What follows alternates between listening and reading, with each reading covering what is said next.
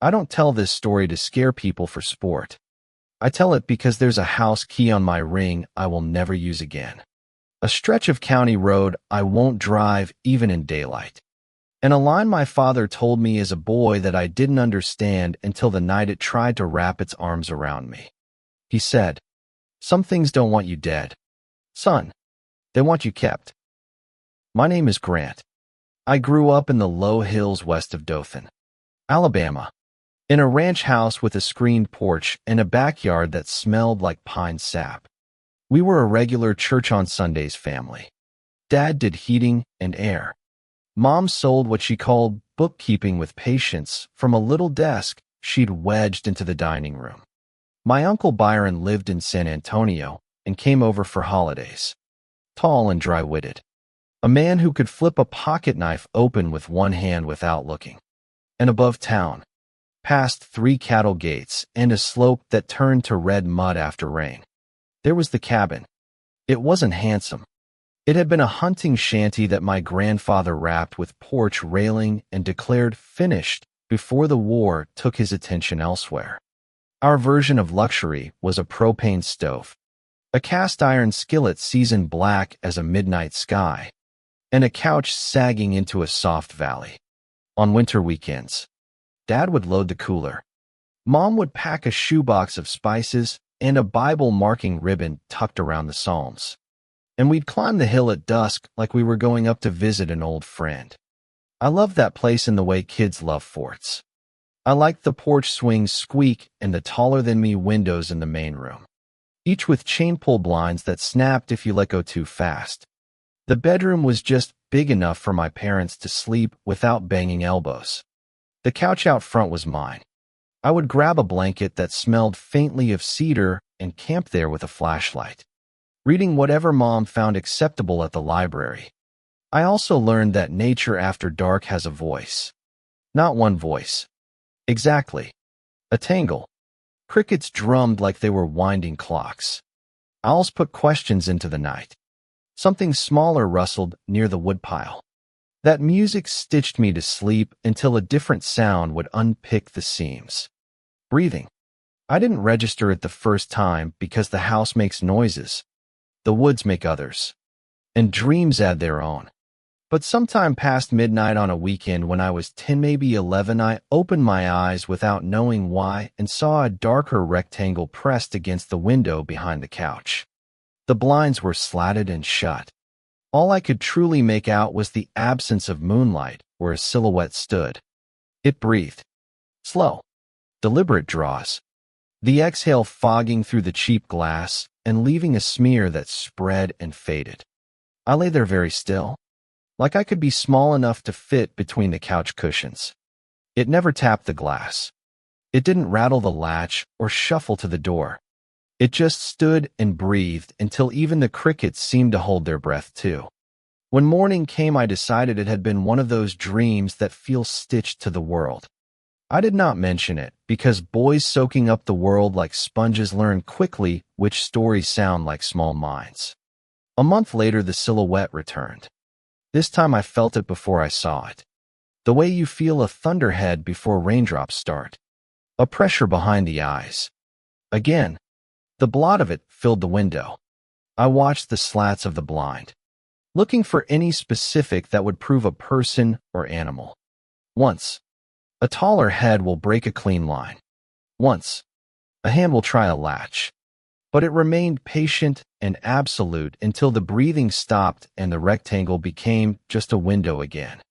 In the morning, while Mom stirred eggs and bacon grease and Dad wiped down the pan with a paper towel like it was made of gold, I said, "Someone stood at the window last night. Twice now." Dad did not laugh. He set the skillet down with more care than he used for his toolbox and looked at me in a way that made me wish I had said nothing. He asked 3 questions right in a row. How tall? Did it move when you did? How close were you to the glass? I told him the truth, taller than Dad. No movement except breath. And close. The couch pressed right up under the window ledge. You couldn't be farther unless you weren't lying on it. Dad nodded once and changed the subject to homework. Then weather. Then the oil change he'd been putting off. That night, he stayed up. I know because I woke to the creak of the bedroom door and saw his shadow cut against the dim. He had his flashlight and his .357 that I'd only ever seen on cleaning rags. He sat in the chair by the cold stove, the gun in his lap, the light off. The cabin exhaled. The night did its chorus. The window remained a window. He didn't say anything about it the next morning either. But the week after we were back in town, he drove me to the range an older cousin used and slid a box of shells across to me like a rite of passage. "This isn't to make you brave," he said. "It's so that fear has something to do besides shake." I learned where the shotgun was at the house, where another sat under the bed at the cabin. I learned not to touch either unless a parent told me. Safety first, and second, and third. I liked the way Dad made rules into rails I could hold. The third visit to the window changed the story so that it could not be filed under strange but harmless. We'd gone up in spring when the creek down the slope ran full and every pine looked greener than right. We picnicked at one of those work obligation barbecues, stayed later than intended, and decided the cabin was closer than home. Around 2 in the morning, I woke for no reason and knew, as simply as I knew my name, that the silhouette had returned. I looked up and saw the blind darken where it stood. I pictured Dad in the chair again. Imagined the comfort of his shape outlined by a lamp. I eased off the couch and padded toward the bedroom. "Can I have a hug?" The voice came from the window behind me. I say this plainly because the sound still lives whole in my chest. It wasn't childish or sweet. It wasn't a question shaped like a question. The pitch sat low for a woman's throat, coated with gravel. Syllables stretched slightly, as if the mouth that said them was learning speech like it was a new instrument. "Can I have a hug?" Every muscle I owned forgot its job. I couldn't swallow. I couldn't choose anything. Run. Yell. Whisper back. The room held still with me. After a moment, the voice made a sound I'd only ever heard in movies where people cried, a soft whimper that asks for pity and permission at once. The silhouette withdrew like fog blows when a breeze stirs. I got the shotgun from the hall closet, sat in a kitchen chair with my back to a wall, and kept the barrel pointed at the door until morning. When Dad found me, he didn't scold. He said I should have woken him, but I'd done the next right thing and he could live with that. He poured coffee into a mug and set another on the table for Mom, who wandered out rubbing her eyes like the light was a sudden thought. "What did it say?" she asked, as if I'd told her already. I repeated the words. The way her face changed, some mixture of recognition and dismay, made something invisible stand up in the room. "Sounds like hugging Molly," she said. She carried a reputation for plain speaking. It was the first time I saw that habit pull something into our house that I would have preferred remain a superstition elsewhere. I'd never heard of the legend. Mom summarized it in the dry voice she used when she didn't care whether a thing was exactly true, so long as the moral didn't wiggle. A tall woman in black from a little town east of us, known for running up on children after dark, known for hugging them and screaming in their ears until they fell limp. A warning made into a ghost story to keep kids home before the streetlights hissed on. "If it's anything at all," she said, "it's a story to keep boys like you from wandering. But if it asks to be let in by being pitiful, don't answer it. Don't ever show it you're listening." We did not sleep at the cabin again while I lived under their roof. And if the decision made me feel like we were giving up ground to a story, I only felt that in the way your tongue finds a sore tooth. We returned to ordinary life. I grew up, which is to say I learned the cost of groceries and discovered how small the town looked when you've seen one of the long northern cities. I left for college, then left farther for grad school near Baltimore. I learned how to say my yes and my no at the right moments. I moved to Philadelphia when work became life. I married a woman named Charlotte who can quiet a room by stepping into it and make me laugh by saying nothing. Tom does a thing to memory. It buffs edges down. It replaces details. It adds ones that feel more cinematic than likely. I visited my folks often. We talked football and taxes.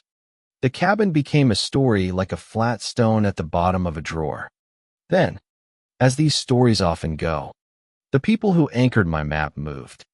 Dad died in June from the kind of sudden that stole breath from the church.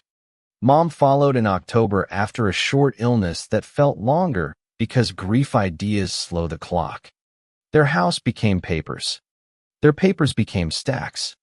I traveled down to sort the work of their lives into boxes labeled Keep and Donate until every room looked like it had exhaled for the first time in 50 years. In a bottom drawer of Dad's bureau, I found the revolver in its soft case. Oiled and clean as a faithful tool. I flicked the zipper and the old smell rolled out. Metal and solvent. I thought, I should check the cabin before I sell it. Not because of anything other than responsibility.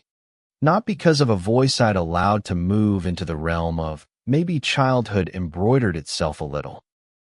The choice wasn't romantic. It was late January. I had a flight early the next morning. The afternoon filled itself with errands like errands breed when you make lists. I realized I couldn't push the cabin to next time, because next time would be summer and the real estate agent would ask the kinds of questions that required answers. I told myself this is how you soothe the skittish part that it was a drive. A walkthrough. A checklist. The sun was drifting toward the fat pines when the gravel under my tires changed the sound in the car. The place looked like it had been waiting politely. The porch swing hung square. A dead limb had scraped the awning and dented it, but not split. I took the front steps slow because the wood felt soft under one board. But the door opened on hinges that only squealed a little, like throat clearing before a hymn. The bed was made. The couch sat where it always had. Faded at the same cushions like a recliner learns a body over years. If this were a different story, I'd say I felt a shift right then. I did not. I felt memory. And then I felt the old urgency to finish a job before you run out of light. I pulled things out of closets you don't notice when you live somewhere. A cracked fishing rod I'd forgotten I'd learned to cast. 2 quilts that smelled like cedar and last winter. A shoebox with tax receipts from a year before I could add on fingers. I consolidated the keepers and taped the rest. When I carried the first 2 boxes to the car, the air lifted the hair on my arm with cold so sharp it made my eyes water. Southerners know winter. But in our corner of the state, winter is mostly theater. That evening, the temperature sank as if the road had climbed 2,000 feet faster than I noticed. Breath plumed when I exhaled. My skin prickled like someone opened a freezer and left it that way. When I stepped off the porch to the red clay, I heard something moving behind the cabin. The sound of brush bending back the way it would for a deer nosing through or a person trying not to announce themselves. I set the box in the trunk and turned in the same motion, expecting a flash of white tail or shadows stepping over shadows. Nothing. The air made the small sound of pines talking to one another. I told myself, you are in the country. You are listening too hard. I went inside for another box. When I set that one down in the trunk, something that wasn't a branch creaked. The whimper floated around the corner of the cabin like someone practicing saying sorry without meaning it. I didn't say a word aloud. I didn't call out hello, like people do in those shows where nobody has the gene for self-preservation. I went back inside, got Dad's flashlight from one of the donation boxes, felt a relief I didn't understand when it clicked and the beam cut a white sword into the dusk. I took the revolver with my other hand because learning has a way of making decisions for you when the body gets small inside itself. I stepped off the porch again, walked the line of the house toward the back, and breathed slow because that's what you do when you want your hands to be clever. The beam cut through branches. Leaves shivered. Nothing showed itself. The whimper came again. Farther off. The sound coaxed more than threatened. It sounded like, you don't understand. Come look. There are good reasons to go see what a sound is. There are far better reasons not to. I chose not to. I walked back to the front of the cabin and felt something ugly bloom behind my sternum. A mix of embarrassment and rage at myself for being a character in a story I know the shape of. I put the rest of the donation boxes in the closet and shut the door like I could shut the entire evening in there too. There was nothing worth carrying into the dark. I grabbed the last bag of trash and locked the front door and decided the cabin belonged to the bank or some other brave soul who believed in renovation and porch swings. I tossed the trash in the trunk, closed it, and heard that low sound again closer. The way a hand on your shoulder can be closer, even without moving through space. I almost did the right thing. I almost got in the car and pointed my wheels toward town and left the rest to a cousin or a realtor. But curiosity is a mean little thing. It dresses itself as responsibility. It suggests that not looking is cowardice when the truth is the opposite. I moved back around the corner the way a man kneels to check a child's fever, cautious and already believing in the number he will see on the thermometer. I found a woman standing at the window where the couch sat, closer to 8 feet than to 7. Though it was hard to tell because her spine bent as if the world was taller than her and had learned it long ago. She wore a wide-brimmed hat that threw her face into shadow until my light cut across it and explained why I'd been a child who learned to lie very still. Her skin had the wrong color, like porcelain left in a basin, like something kept out of sun intentionally. Her lips were blue-gray and cracked. Her nose hooked and bent. Her teeth showed the way old piano keys do when time chews at ivory. Her eyes were wide as dimes, pupils blown, the ring around them raw and bloodshot. And they looked not at me, but into me, the way people look through glass to see what's on the other side of a tank. "Oh," she said. It wasn't a surprise. It was hunger acknowledging that it could see the table now. "I've missed you. Come here. Give me a hug." The last word left her mouth like a siren does, higher and louder than something that thin should hold. I fired the revolver. I didn't count the shots at first. I shot because the sound hit me and shook my bones loose, and I wanted it to stop, and the mind looks for a switch to flip. I fired 3 times. Splinters lifted from the window frame. The woman stepped back 1 pace. She did not drop. She made a noise lower than before, as if she were matching my frequency on purpose. I stumbled. Fear is bad for balance. When I steadied, I used the trunk of my car to brace and placed 1 shot the way Dad had taught me. Not as panic, but as a simple mechanical act. Steady. Breathe. Squeeze. I hit her center mass because even I could see the twitch that took her when the bullet found home. She shrieked and leaned forward like a gust had struck her. Her eyes rolled whitely for a blink, and then returned to pin me the way they've pinned whatever she's looked at for decades. "I don't want to," I said. It was the stupidest sentence I've ever said, and also the truest prayer. She came at me. There wasn't any grace there. It wasn't a run the way an athlete would do it. It was a lunge that covered ground too fast. Arms out, fingers long, nails like things that grow in caves. I turned and drove my body into the car and the car into the road. Gravel spat. The tires slid a hair and then gripped, and the car leaped forward like it had waited for me to finally make a choice it could help with. She followed. I didn't look back at first, because looking back slows you and teaches your brain the shapes between objects that nightmares will use later. A branch clanged off the trunk. Then another. Then a larger one hit, so hard the rear glass spiderwebbed.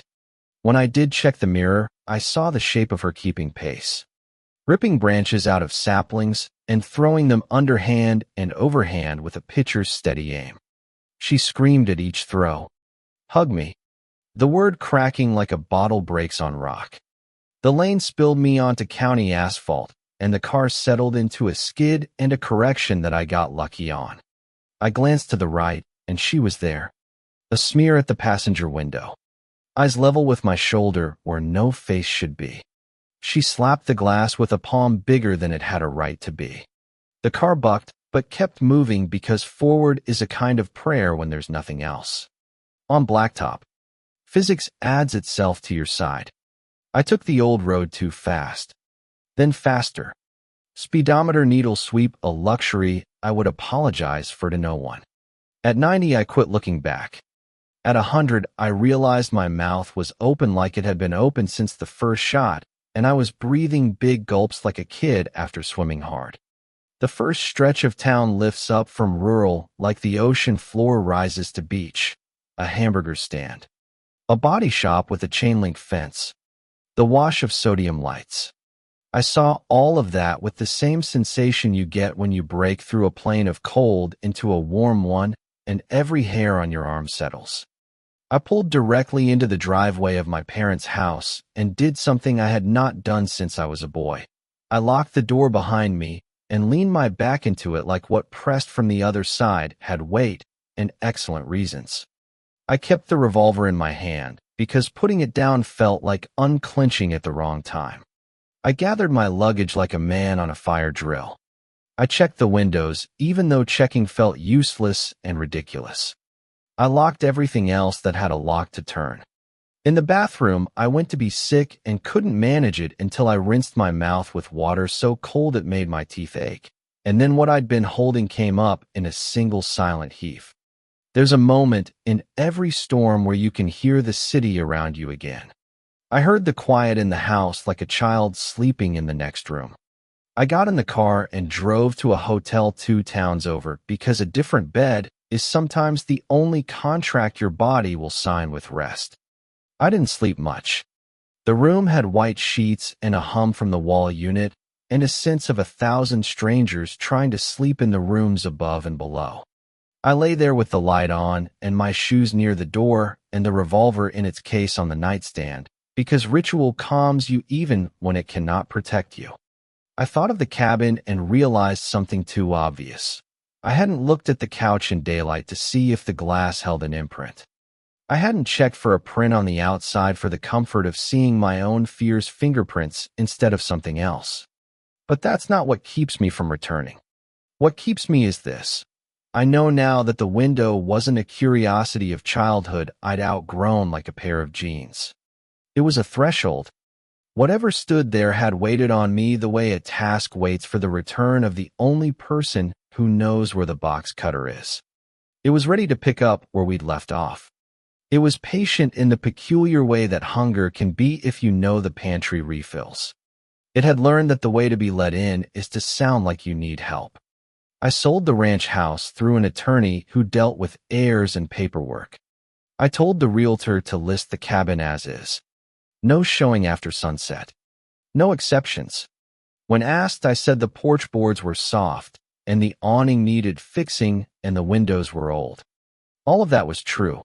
I left out the one window I couldn't stop seeing when I closed my eyes because saying it would make me sound like a person who had not built a life by paying his bills and driving the speed limit and answering emails before noon.